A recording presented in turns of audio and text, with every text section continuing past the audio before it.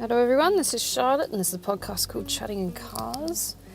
It is currently Thursday and I am driving to work. We talk about random topics on this podcast because I'm weird, but no, I'm incredibly old and I run on tangents. So, there's a disclaimer at the start of this podcast because I do talk about sensitive topics. If you feel that you are not ready to discuss these sensitive topics, then absolutely switch the podcast because I don't want to hurt your feelings, basically. But then again, I don't control your feelings, so you might want to do that yourself. I'm not that kind of psychic. Anyway, so I also swear a lot. I swear considerably. I'm old and crabby and I like it. It's also Thursday and I'm tired. It's my low energy day. So right now I'm running on a series of several cups of hardcore coffee and rage. So let's get started. The topic for today is unconditional love. I chose Unconditional Love because I was listening to a tarot spread this morning. I love listening to those because it's fun. It's like Days of Our Lives, but in the ether. I highly suggest it's on YouTube. It's great fun. But you know, it's. I mean, you know, it's one of those things that I crave it because, you know, growing up in a shit-ass background with trauma, I never really got it. So I think most people who have grown up in that kind of circumstance crave it, don't they? I mean, that's why most of our addictions come from. If you've got an addiction to drugs and things like that, it's usually to medicate some kind of lack that you suffered growing up or in a relationship or something like that. It's usually to deal with, usually, I say there's also a natural inclination towards addiction, but we won't go into that today because that's another topic. But it's to medicate yourself. It's Band-Aid, the solution to, you know, some kind of a lack or a pain. If you're, you know, raging alcoholic, it's probably because you've felt some kind of trauma and you know, alcohol numbs the pain. I mean, it's a bit cliche, but yeah. Or maybe even just trying to join into a social group. You're taking up drugs and things like that because they do it. It's enabling as well. But unconditional love, yeah, I know ooh, look, a rainbow. Sorry, ADD kicking in. But, it's a big one too. Yeah, I love the idea, because I'm a hopeless romantic. I'm one of those weirdos that I don't like to be cynical about love. I was raised on Jane Austen and Monty Python, so I don't know where that one comes in, but, you know, it does create an interesting view on what love should be. Weird. That's where my sense of humor comes from, I think. Weird shit like that. But, you know, I've got that really romanticized version of what love should be, and I do tend to idolize things. I do tend to put guys on, or people rather, I should say, because I do go both ways. But people on pedestals. I want them to be this romantic, amazing person I've created for them in my head, and that's how you get yourself into trouble. But with that, you know, uber romanticism, you want that unconditional love as well. And it's part of things like the twin flame theory, if you want to understand like that. It's also understanding, you know, like maternal, paternal side of things. If you think about it, your parents were supposedly your first source of unconditional love. They're supposed to love you because they birthed you or raised you and they want to see you succeed and go forward with your life and do something that's creative. I mean, well, that's the theory. If you have parents like mine, I would find that questionable. And especially if you find that, oh, look, a Mini. Oh, it's Aston Martin Green. Oh, sorry. But especially if you've had that lack in your childhood, like my parents weren't supportive. They were supportive to a degree where they told you you're going to do this, and if you don't do this, there's going to be pain inflicted, or verbal psychological abuse, and that's about it. It's like we got the job done, but in a very messed up way. So when it comes to feelings and, you know, emotional support and encouragement and the gentle parenting that my kids at school, because I'm a teacher, are benefiting from these days, these soft parents that understand and they consider your feelings and isn't everything wonderful and aren't you amazing and you can keep going because you're this kind of kid. This gentle parenting just didn't exist for us. It's like the alternative was get the shit kicked out of you, which I wouldn't recommend as a parenting style. It's very flawed, generally because it causes trauma. But, you know, it creates a lack, and I think that's what our generation as millennials, maybe heading into Gen Zs if they start early enough, are trying to understand about what was missing in the parenting styles as we were raised. Because I was raised by a boomer, two boomer parents. They were born in 57 and nope, 57 and 55, 1955. So my parents are about 65, 68 now. I think my maths is off. But the parenting style they used was basically borrowed from their parents, which was ultraviolence, essentially, as far as I can see. Because some of the stories my mum told me about her upbringing and the way her parents sort of raised her, and my grandma wasn't exactly the most stable people. She was a mad Irish woman. My granddad was, this very calm Protestant. Got the Irish Catholic crazy bitch and a calm Dutch, not Dutch, but Denmark, Danish Protestant. It's a very weird conundrum. It's the good cop, bad cop kind of thing. It was a weird mix, but my mum borrowed her parenting style from her mum, who was, quite aggressive and violent. And she said, this is good enough for my kids, so I'll pass it on. I mean, it's also subject to things like the circumstances she found herself in, which created this massive... she didn't have support from her husband at the time, and not that she ever did. My dad's still pretty fucking useless, which has impacted us as well, the following generation. So she's taken what she could in those experiences, the lack of, feeling and love, unconditional love from her parents, and she's passed it on. And that's where you get into generational trauma from. She didn't fix it. She didn't cork it. She passed it on and said, this is good enough for my kids. I'm going to do this again. Her excuse at the time was we were using what we had. And then she starts questioning things like, wasn't I a good mum? I'm going, well, no, I have a, cracked jaw and eye socket. So probably not, right? I got a lazy eye because you smacked me around. I feel bad about this. But she'll try that where she was like, and then the next, statement will be, well, this is what we knew at the time, this is all I had, and this, I was in suburban and all this shit. I'm thinking, well, it doesn't fix that I got a fucked up eye. I mean, it's like, come on. And there are other things that she did to my brother and sisters that are just not exactly fucking kosher. And I would never do to a kid myself. And I don't think there's that excuse that they can make that you're allowed to pass it on because you've got issues. Like, we all got fucking issues. I don't go around smacking around kids because I didn't get my way, or because my husband's an asshole. I have to take it out on my kids because the kids won't fight back, right? I don't agree with that shit at all, which is why we're corking it now. We're saying, no, I'm not passing that shit on. Fuck you. And that's sort of breaking cycles of whatever. But as an adult, if you've got those kind of circumstances, it does send you on a little adventure and a quest to find that unconditional love that you never really got in childhood. And that's how you get into some fucked up trauma bonding experiences. That unconditional love I went looking for with my ex-husband. He was a overt narc. Sorry, my stutter's kicking in. He was an overt narc. After that came my ex-boyfriend, his covert narc, who constantly played the victim, especially when you called him on his shit, like cheating. How dare you pick up on the fact that I've treated you like shit? I'm the victim here, clearly. But at the same time, yeah, you can't deny physical evidence, jackass. I saw it, I found it, and I called you on it. It's like, well, I'm an asshole. Yeah, I know. Don't change or anything. Anyway, long story. Fuck that guy. So, you go looking for it, and you're hoping, and damn near praying that you can find this amazing person that you've created in your head that will fill this hole, and they'll make you feel like you're worth something, or you've got something going for you, so you can have a relationship, you want the stability, the safety, everything like this. That comes with unconditional love, yes, but only in certain circumstances, because there will be assholes, much like my exes, that will exploit the fuck out of that.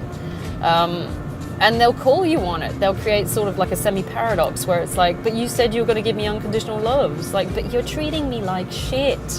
It's like you can't give unconditional love realistically in a healthy, holistic way when the other person is treating you like shit and cheating on you and all this fucked up, abusive shit. I mean, yes, you're giving unconditional love, but at the same time, it's at a cost of your own sanity and spiritual side and all these other things. You're like, my inner health is dying because I want to do this. So realistically, that's not unconditional love. Or if it is, it's a very unhealthy version of it, to be avoided if you can. As soon as you can clock that, drop it before it does any more damage, because it will fuck you up on the inside. Like, my ex-boyfriend was actually playing on my traumas. He knew exactly where I'd come from. I told him, I sat down, I said, I've got some messed up stuff in my head. I need you to understand that I'm walked out of a marriage with a non-monogamous prick. I've got some trauma. I got baggage. Instead of being understanding, what he did at the start was he said, and I quote, "It's not your fault." And I was crying at the time. I'm sitting there going, because I was, I was triggered, man. This was a particular circumstance where I was trying to deal with this shit, and but he played on it. He said, "It's not your fault," and then he did the whole, and this is in the love bombing stage. So he did the whole hug shit and stuff like that, and tried to make me feel confident, and he's trying to build that emotional security, that attachment. He wants me to feel safe so he can feed on that later with anxious attachment style. And I'm like, look, mate, I got trauma, but I ain't fucking stupid. So I can deal with this on my own. You just happen to touch a nerve at the time. And I wanted to believe and trust that he was this nice guy. But after a month or so, the mask started to drop. So he started with the snide comments, the nastiness, the bigotry, and then it just snowballed for the rest of the time. And it's like, I want to get back to this person you were at the start of the relationship, this nice person. But that was the lie. And of course it played on my need and want to give and receive unconditional love. And it's trauma bonding. You can't do that. They'll never go back to who they said they were, because who they said they were was a fucking facade. Give it 6 months, you will see who this person is, realistically. That's one of the horrors of needing unconditional love.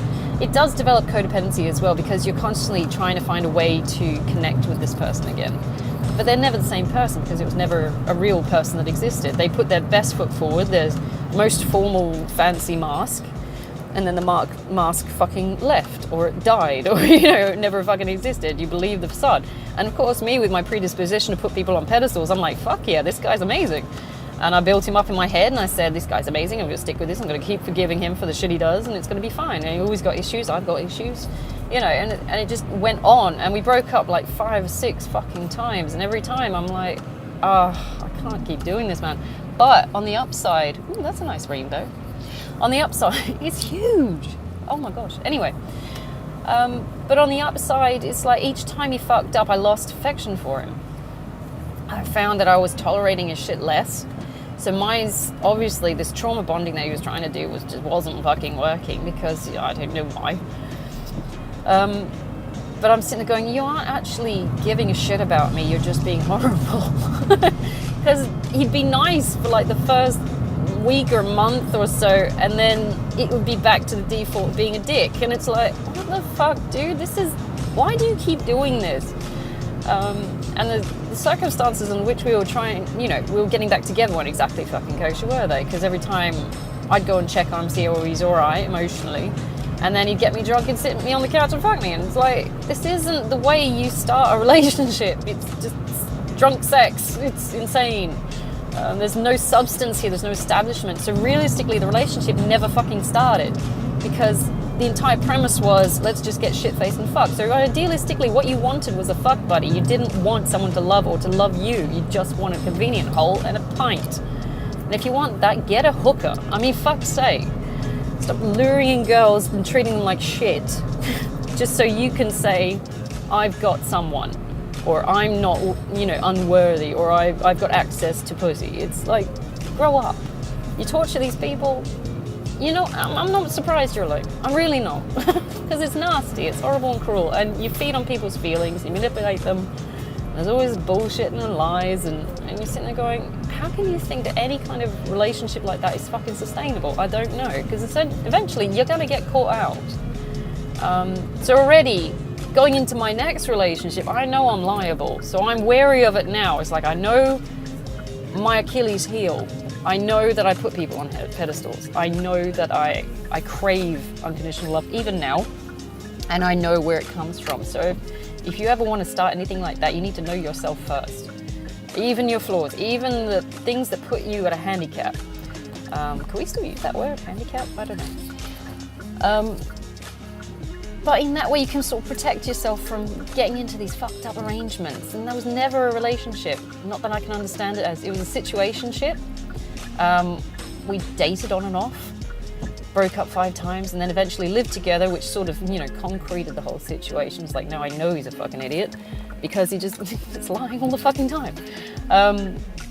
what he says he's doing while I wasn't living with him was very contradictory compared to actually living with him and seeing what he's doing. So it's you got to understand it. Once you've lived with someone, you'll know for sure what kind of a person they are. I think in the dating phase, it's still on and off. It's like people can still fake things because you still got that distance. You're just like, oh, we're just, showing up and seeing what happens, sort of thing. That's another thing that pissed me off. It's like, I don't like labels. It's like, bitch, what are we, man? It's like, I don't like labels and I don't like plans. It's like, what the fuck is this going, man? It doesn't make sense. But then again, I can keep going on about that, but it's the unconditional love that sort of drives us into wanting people. And there's nothing wrong with unconditional love, absolutely not. It's when it's exploited. Much like anything, any good thing that's exploited becomes toxic. Whether it's, like money can be a tool for growth. It can help people get out of circumstances which are toxic as fuck. But as soon as it becomes exploitative, like, I don't know, people trafficking, something like that, something horrible, of course it's toxic as fuck and becomes an evil. Education, for example, even though I keep touting it as this, the savior of the masses, the wrong education, or like propaganda, for example, is a form of education. Look at what happened with Hitler, spreading propaganda. You got a whole nation turning against a minority, and you sit there and think this is toxic as fuck, but still it's considered an education. He was trying to teach people how to react to and interact with certain other peoples, to the detriment of an entire nation and global relations and their economy, and it started a war, and it's just snowballed into this fucked up effect. All because, you took what could have been an interesting good thing and fucking manipulated it and twisted it to serve, your own your own motives. So, you've got to be very careful with how that goes. When I think of unconditional love, I think of what a mother should have for a child. And what we think for puppies, right? It's like, everyone's got like a pet. They're like, oh, I love my pet. I don't care if it just shat on the rug. Oh, most people don't. I think some people get a bit narky about people like dog shitting on the rug, but, because it's still your baby, it's your pet. That to me is what unconditional love is. But at the same time, you need to be very careful with the situation or the relationship you choose. You've got to be careful with the kind of person you choose. Values need to line up.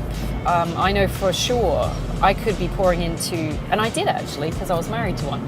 I was in a relationship with a covert narc, and I was pouring this sort of unconditional love into this marriage and relationship, trying to make it work and maintain it and keep it going. And realistically, I should have just let it drop fucking years ago. 2013, if anything I can think of is the clear-cut year I should have just walked the fuck away.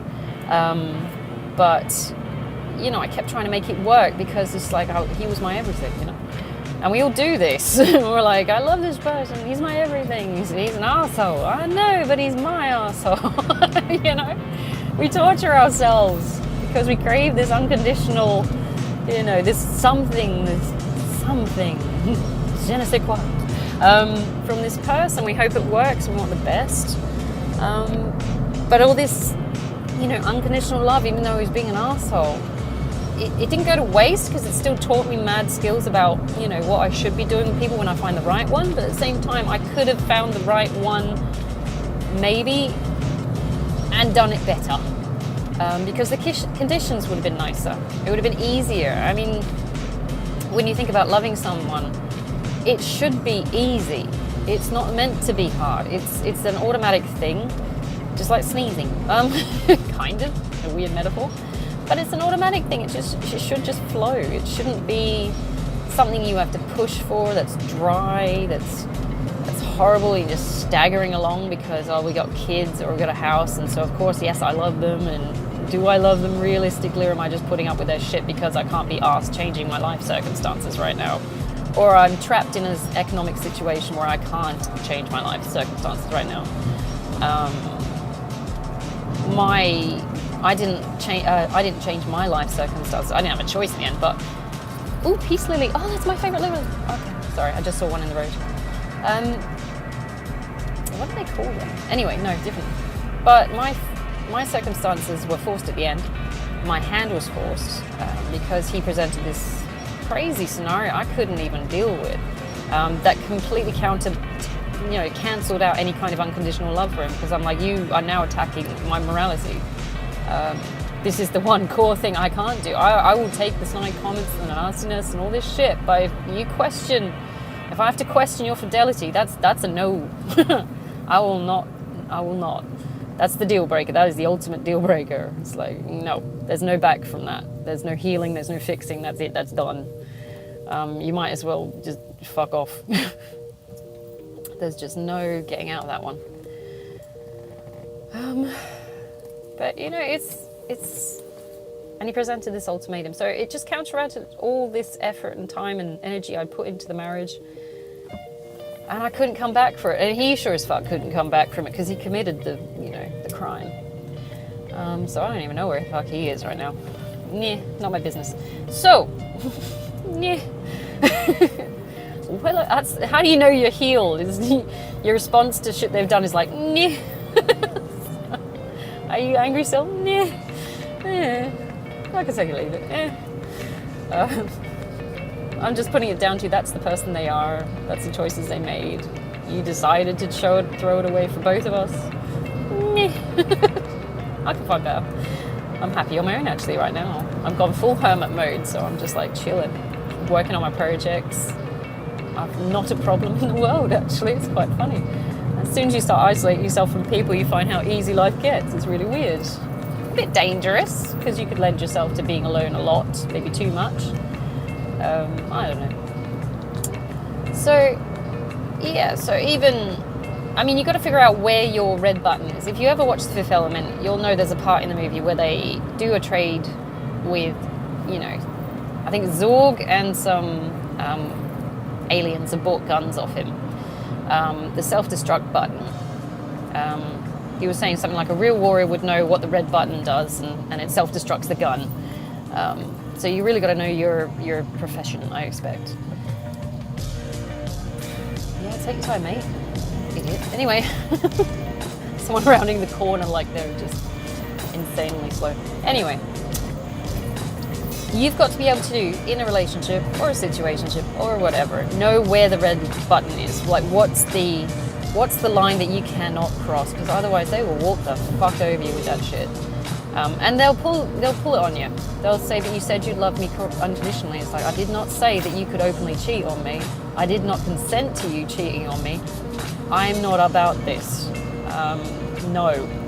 And particularly at the start of like my ex-boyfriend's relationship, I said, I need you to be monogamous. And he said, yeah, I'm gonna.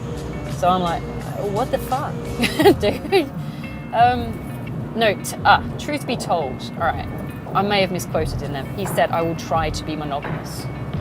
I'm like, well, either you are or you aren't, boy. That's not a grey area. That's you are or you aren't. There's no try. I mean, I feel like Yoda here. There's only do. There's no can or cannot. There's only do. I'll try to be. I could have smacked him for that. I should have at that point, because that is just taking the piss. That is trying to create a loophole. It's like, I'll pretend to be monogamous, but at the same time, if it happens, it happens. It's like, no, fuckhead. If it happens, I leave. That's the red button, jackass. What the fuck is wrong with you? It's like, it's okay, she won't find out. I found the hair clip down the back of the fucking couch, you twat. Of course I found out. Found rhinestones fucking everywhere around the house. Shit happened. It wasn't me. Like, what is this? That's gonna be the dumbest shit I ever fucking heard. It's frustrating to, see someone who assumes you're a fucking idiot. It's like, dude, no. If I got physical fucking evidence of you doing dumb shit, of course I'm gonna call you on it, right? I've not got the anxious attachment style. I will get up your ass about this shit. I will call you on it every fucking time. And I forgave him for that, and I'm like, look, I've got, X amount of time until I fucking leave. I'm like, whatever, let's just keep it quiet, keep to ourselves. And that was from January to April. By that time I was out. I'm like, I'm fucking out. This is dumb. It is dumb to stay. That is my red line. You fucked it. That is my red button. You pressed it. You're an idiot. I'm gone.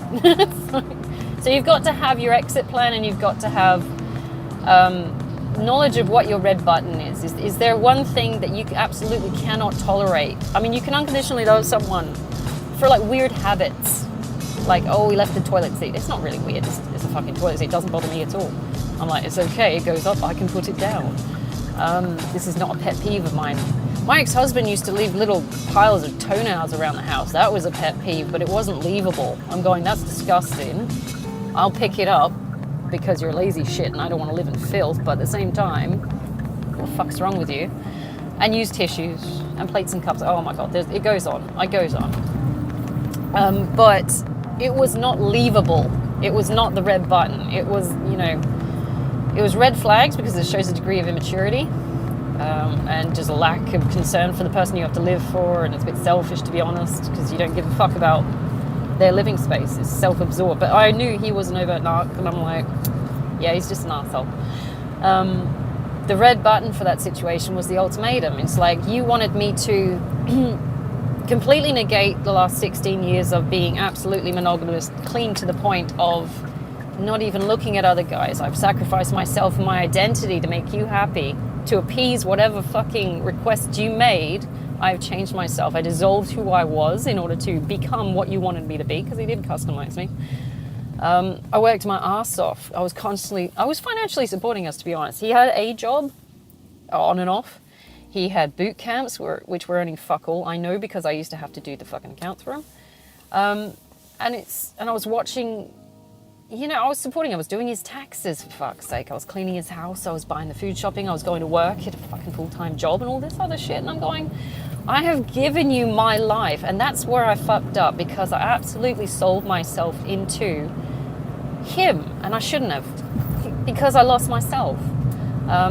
In wanting to give this unconditional love to this person in the way that I felt. And I probably still do it now, but I just need to find a good one. I'm terrible. I lost myself in trying to make this shit happen and maintain it and keep it peaceable, make him happy. For me, unconditional love to a certain degree is self-sacrifice. You've got to put the needs of the other person first sometimes. Not all the time. That's where I fucked up. Sometimes. Like, if it's possible, where it doesn't negatively affect you in a horrible way, right? I went overboard with it because I still had that childhood wounding. I was trying to make shit happen that shouldn't have fucking happened, to be honest. But it's because I didn't want the horrible relationship and horrible marriage that my parents still have, funny enough. They're toxic as fuck, but they're still together. And I'm like, get a divorce already. But I don't know if they'd cope with a divorce right now, because they've only ever known that toxicity. So it's weird codependence. But I sacrificed myself for that. And when I left, I had nothing. I had no identity. I had the shirt on my back. I was staying on my brother's couch. I had nothing. I was in debt as well, which I made worse, which was a bad idea. That's my bad. I went on holiday. I'm like, I feel like shit, I'm going on holiday. I do tend to run away from, when shit goes tits up, I go on holiday. It's really weird. Must have done that a lot in a past life or something. But, watch out for people that look for that loophole, or try to create loopholes that they can exploit to make sure that you're hanging on, because you're craving you're craving that unconditional love. If you're not getting it back, if they're still putting themselves back first, and completely ignoring your needs, and you can voice your needs. It's not selfish to voice your needs. If you're saying, I need more physical touch, I need you to be monogamous, I need this for this to function in a stable way, then that's it. And that doesn't mean not knowing yourself enough to know that how you're going to react if your partner asks for an open marriage or an open relationship. If you know, and you can feel in yourself that you're not going to be able to cope with an open relationship. I never could. I'm not designed that way. I find it like the ultimate betrayal to me. What my ex-husband was asking me to do was, I want to openly cheat and I want you to be okay with it. That was what that translated to me. And he tried to sell it to me as well. It's like, you could be with so many other people, you'd have so many other experiences. I'm like, I don't want to do that. I only want one person. One is enough for me. One person to love for the rest of my life is it. That's all I want. And he tried to sell it to me like it was this great big idea and it's a fantastic thing. I'm sitting there going, I know how much emotional pain and hurt comes from sleeping around. I don't want to do it. It's cruel. It tortures people. People get emotionally attached to people that don't want them. I don't want it. I don't want it. I don't want to be in that kind of abusive cycle, that one-sided situationship where people get fucked over all the time. It's cruel. And he kept trying to say, it's like, imagine how many people you could save. I'm going, fuck off, dude, you toxic motherfucker. It's like, oh. You want to play the whore and justify your bad decisions? Do it on your own time, but you leave first. You don't cheat on me. And he still hasn't admitted to that shit. Anyway, evidence again, but still not admitted to that. Fuck him. Anyway, so you got to know yourself enough to know if they're presenting a scenario where they're manipulating and exploiting your unconditional love and you can't live with it, you have every right to leave for the sake of your own safety. And I do see it as a safety issue because that would have, if I had stayed, that would have created so much emotional damage that was already building on top of fucked up stuff that was already there. So he would have been making my trauma worse. And it would have been fucked up. I can't imagine what I would be at this age if I'd have stayed when I was 33 and he posed this scenario to me. I can't imagine what I would be like now. I'd be destroyed. I think I would. I mean, it hurt to leave because I wasn't ready. I'm just not that kind of person. I can't just emotionally disconnect from people, and that's fine. But what helped is him posing me the scenario. It's like, oh, wow, something really fucking snapped when you asked me that. It's like, when you gave me that ultimatum, show me exactly what kind of person you are, how little you fucking care about me or my emotional status. Anything's like, it showed me how fucking selfish he was. Like, really fucking selfish. After 16 years, you're not only willing to throw away that 16 years, you're also willing to throw away the future we built together, every hopes we had together, any kind of emotional fallout for, it's a ripple effect. He only thought about himself in that instance. I need to have an open marriage, otherwise I'm leaving you. Fuck off. Go fuck yourself. Get a fucking flashlight and stop hurting girls. It's like, stop hurting women.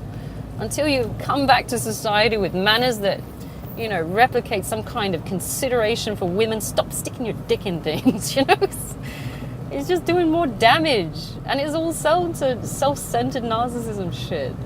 I mean, what did he think I was gonna do? I was gonna go with it? Yeah, sure. Bring him home, fuck it. I wanna see you. I mean, I absolutely love and adore you. I wanna see you fuck other people.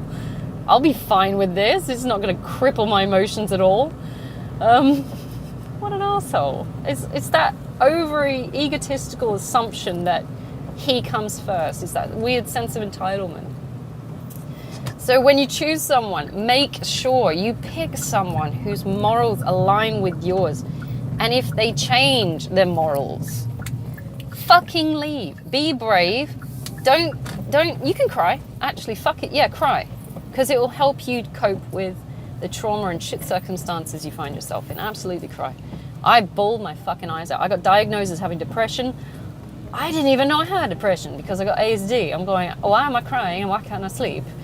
I'm having panic attacks and shit like this. And it's like, I full-on had panic attacks because of this prick. He gave me a semi-mental breakdown.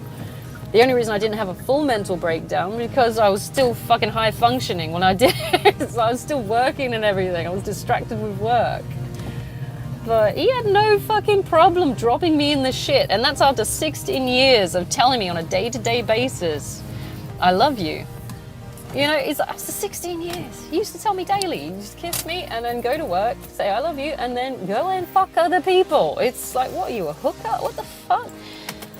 But he had no problem with it.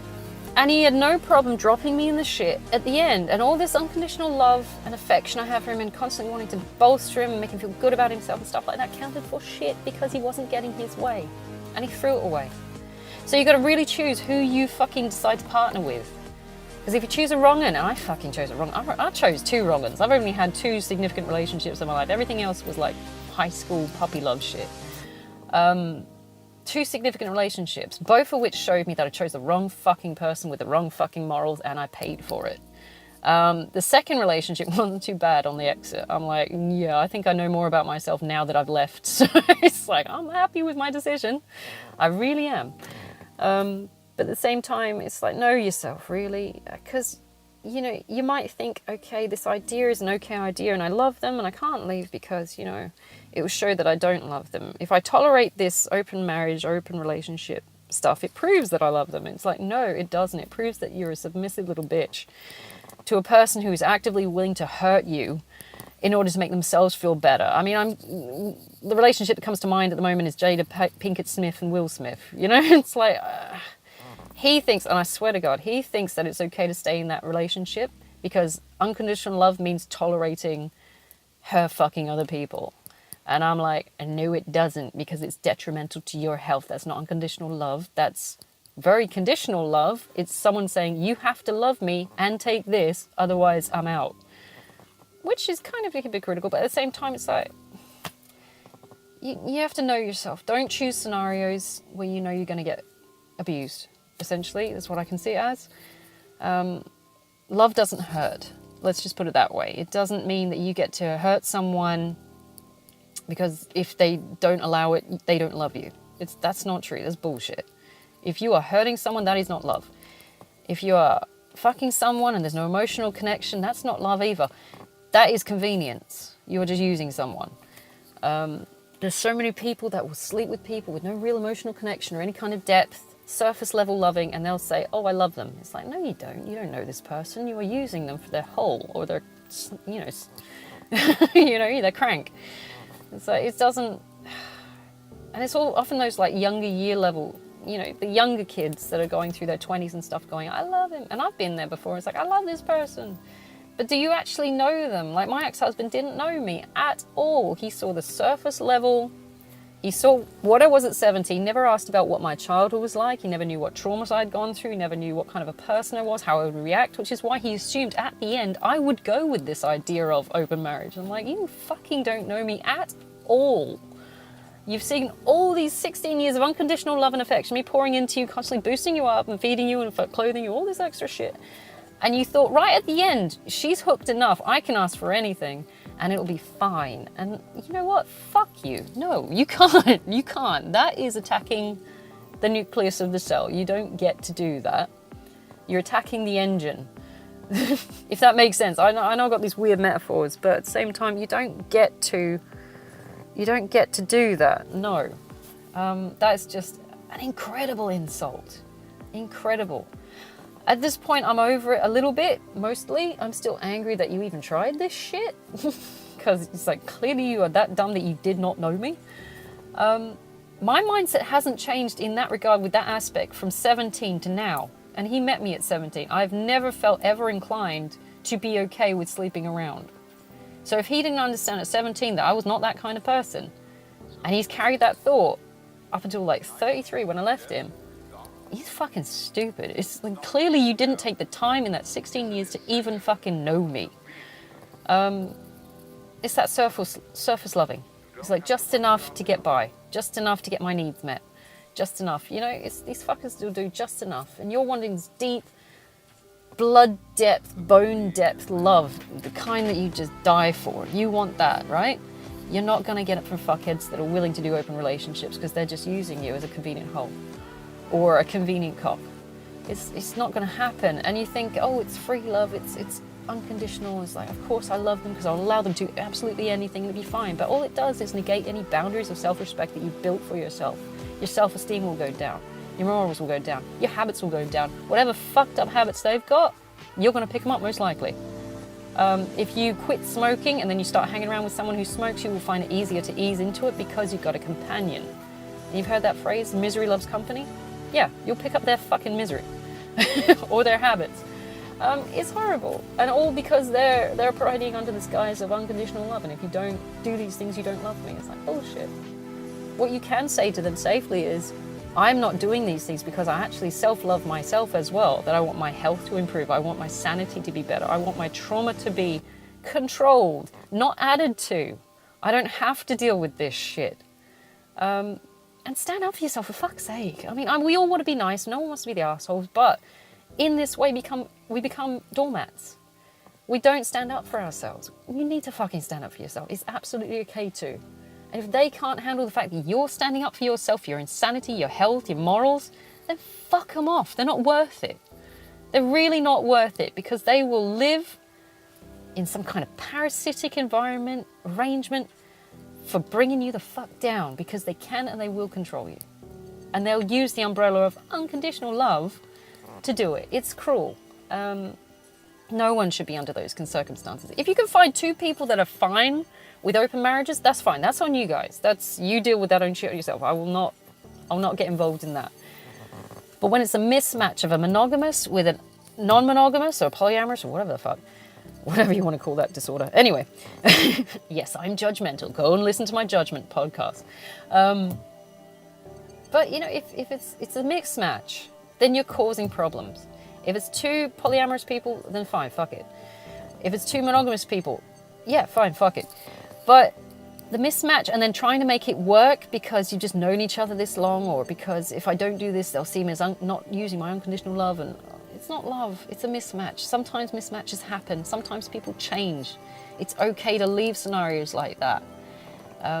If it doesn't align with your morals and your higher self on the inside, then it's not going to work. It's not going to last. It's doing more damage and it's lowering your energy. All that light, I don't know, if you're anything like me, and all that meditation and all that soul work and all the dark night of the soul just counts for shit, because you're willing to drop standards to deal with this person just to say, I have given them unconditional love. It doesn't work. So I'm hoping you guys have a fantastic Thursday. I'm going to have to leave it there because I'm going to be late for work. I'm already 10 minutes late and I'm sitting in the car park waffling. I hope you have a fantastic Thursday.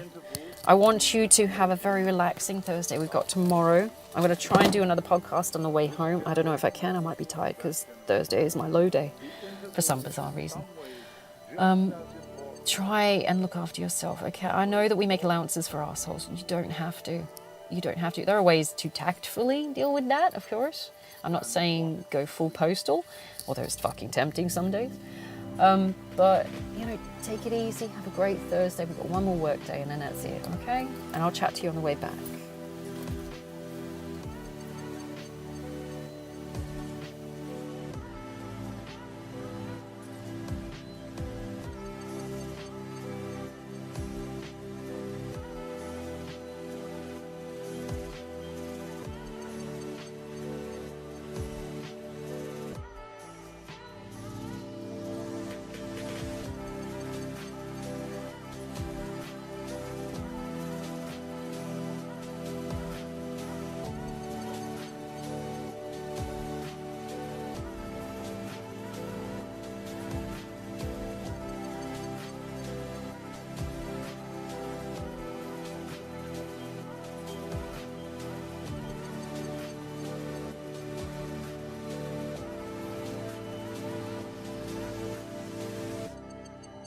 Space, night, death, darkness, not being there is an essential component of being.